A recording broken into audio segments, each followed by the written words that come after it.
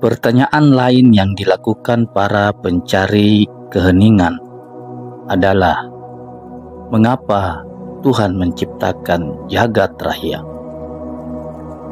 Untuk bisa mendapatkan jawaban yang akurat, kita mesti mulai dengan memahami bahwa jagat raya dan Tuhan dalam realitas keseluruhannya ada dalam kesatuan.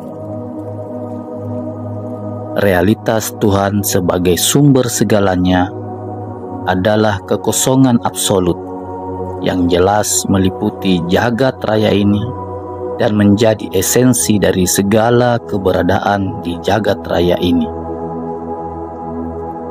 Perenungan di dalam keheningan akan membawa kita mengerti bahwa dari kekosongan absolut selalu ada derivasi atau pancaran keberadaan.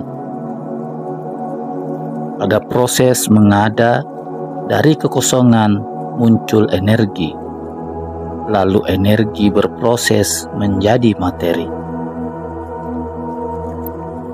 Di dalam realitas kekosongan yang tanpa batas, selalu bekerja energi penciptaan, energi penggerak, dan energi peleburan. Kesemua kategori energi ini selalu bekerja dalam irama kecerdasan yang tanpa batas.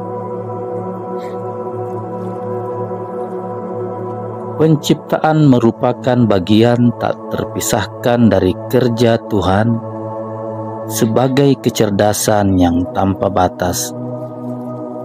Bagaimana penciptaan terjadi? Begini kenyataan yang saya saksikan dalam keheningan. Dari kekosongan absolut selalu memancar energi paling murni. Dalam terminologi ilmu fisika, ini disebut sebagai dark energy. Dari energi paling murni ini terbentuklah benih-benih materi. Kemudian secara bertahap muncul materi seperti yang bisa kita saksikan dan pahami. Anak manusia juga muncul dari ruang gelap. Sperma yang berisi data jiwa menyatu dengan sel telur dan jadilah zigot. Di dalam kegelapan gua garba atau rahim, zigot yang semula bersel tunggal bertumbuh kembang menjadi realitas multisel yang disebut embrio, janin, hingga menjadi jabang bayi yang terlahir sebagai manusia. Proses penciptaan ini berupa energi kreatif memancar dari kekosongan absolut dan memulai proses mengadanya berbagai hal.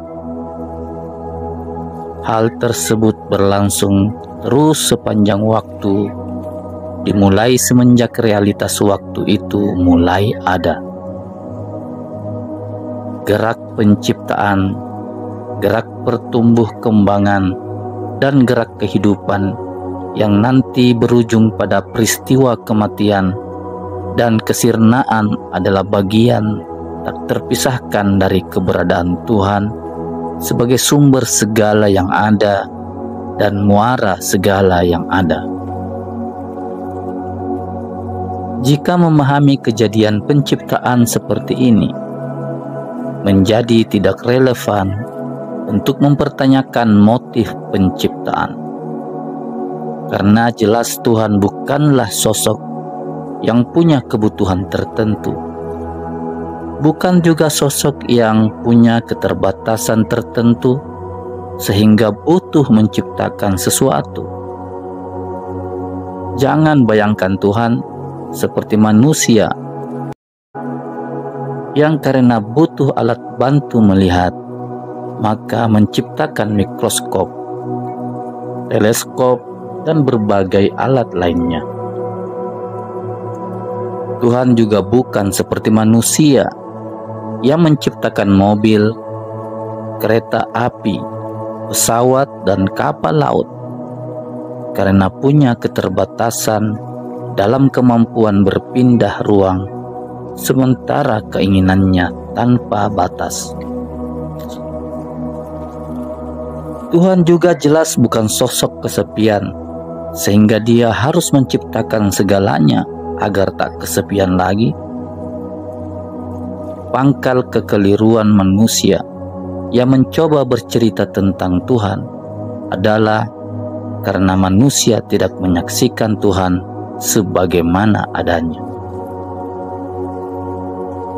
Akan tetapi mereka memproyeksikan sifat, keterbatasan, dan kemampuan manusia kepada Tuhan. Terjadinya jagat raya dan segala isinya adalah bagian dari gerak natural dari kehidupan ini. Segala sesuatunya mengada sebagai buah dari bekerjanya kekuatan kreatif yang senantiasa memancar dari kekosongan yang absolut.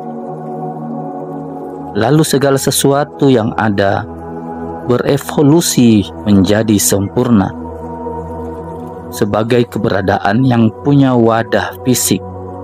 Tentu saja harus mengalami fase ganti wadah berupa rusak dan sirnanya wadah lama untuk mendapatkan wadah baru.